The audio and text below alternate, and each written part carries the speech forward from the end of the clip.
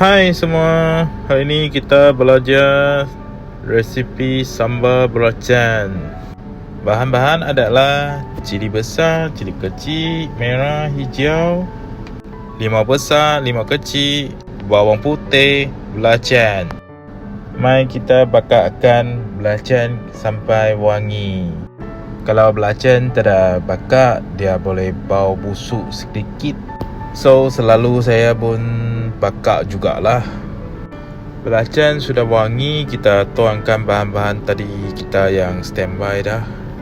Lepas tu kita bakarkan cili, kasih dia lembut sedikit. Okey, sudah siap, kita tuang masukkan blender.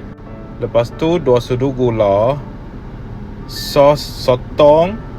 Sos sotong you orang boleh bawa 2 sudu lah, ikut you orang punya resipi. Kalau you orang blend tak banyak, jangan bawa banyak sangat lah. You orang kena pandai-pandai ya. Cuba dia punya rasa dulu. Okey, kita blend sudah siap. Dia jadi macam ni. Kita masukkan ayak limau kecil ini.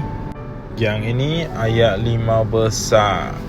Limau lebih kurang 15 biji dah.